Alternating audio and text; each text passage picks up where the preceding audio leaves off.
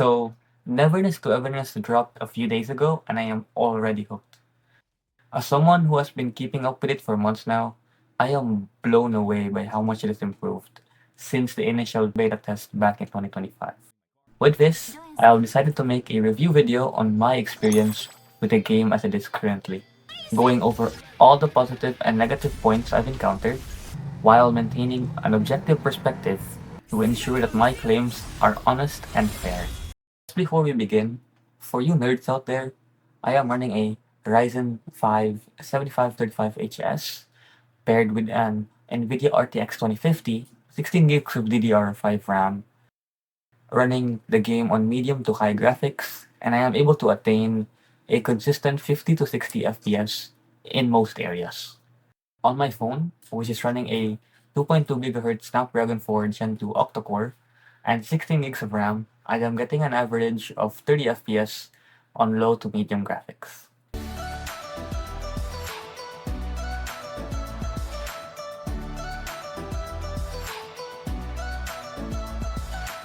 Neverness to Everness, or NTE, is a supernatural urban open world RPG where you can do anything that comes to mind, from driving around the cityscapes on a sports car to legally robbing the bank with your friends. You even have the option to go on dates or invite your favorite characters to your apartment, your home, or go on a drive with them. Its story gives a modern yet dystopian vibe whilst maintaining the humorous feel the characters are known for. And as you raise your bond through gifting and spending time together, you unlock exclusive side stories. These stories are where the real character development happens.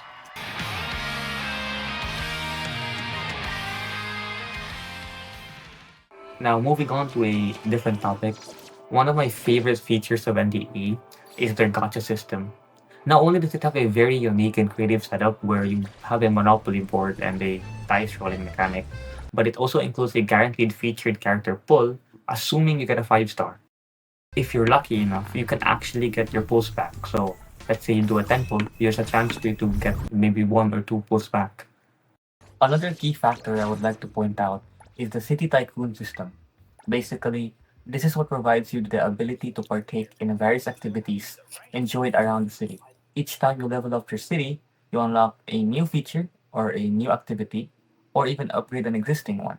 These vary from the ability to purchase your own property or vehicles to doing deliveries, even more exploration, or even playing minigames like Mahjong or Tetris.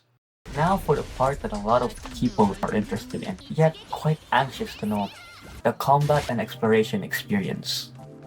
Starting with the exploration, one of my favorite features is the climbing system. You can scale walls without consuming any stamina unless you're sprinting upwards. And a bonus, if you have Nanally, with her skill you can pretty much climb walls infinitely and very fast, assuming that your skill is still up. But it's the environmental interaction that really gets you immersed into its world. We're talking about NPCs that actually react to you, although lacking in some parts.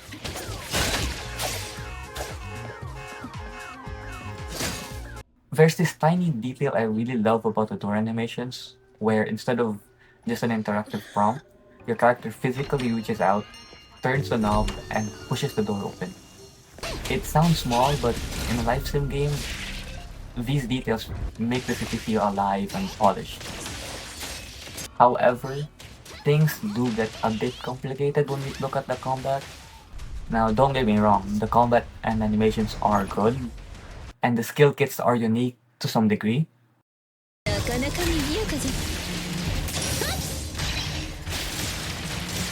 I specifically love the slow-mo effect you get after taking down an enemy. It just gives you that feel-good or aura vibe. But compared to the fluid exploration, the actual feel for the fighting can be a hit or miss, depending on who you ask.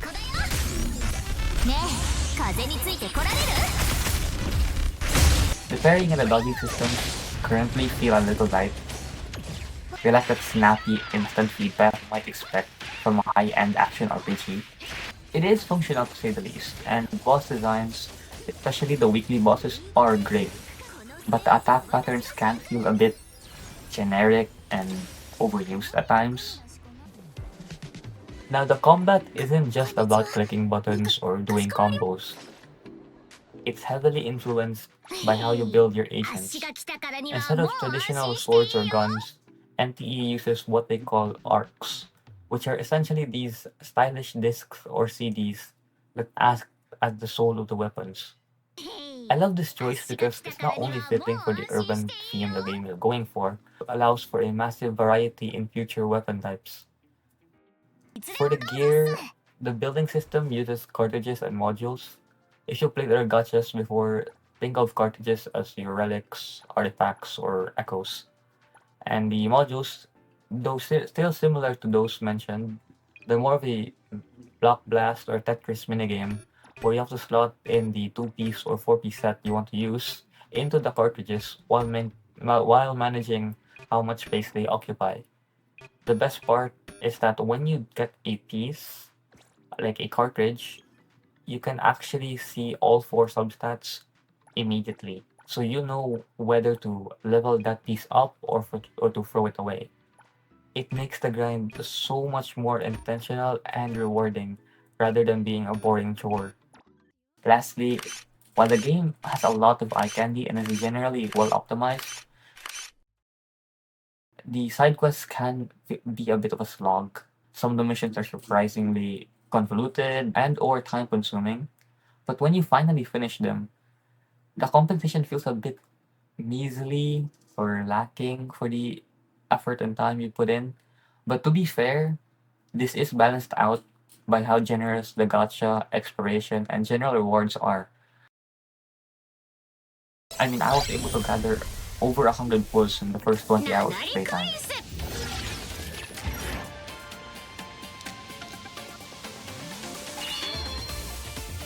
夜の闇でさえも反射しちまうコリンスファミリー1代目あんたも仲間になるすか Now for my conclusion and my recommendations. Overall, my first week of playing Neverness to Everness has been an absolute blast. And it isn't just another cut slop that you see come out like every now and then. It is genuinely a unique blend of a life sim, a supernatural thriller, 何か異常は気をつけろやられたまたアノマリーに and an urban tycoon game.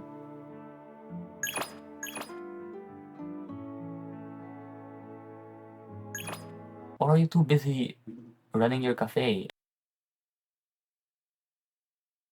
exploring the world, doing deliveries, playing minigames,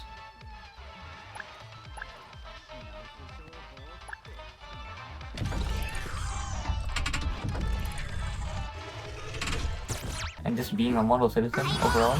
あしらの出番さ Let me know in the comments below. And if you agree with these claims or with just some of these claims, make sure to leave a like to let me know that you enjoy this kind of content. And lastly, if you want to see more, don't hesitate to subscribe. Remember, it's free and you can change your mind later. Anyways, that's it for me. This is Infantry signing off.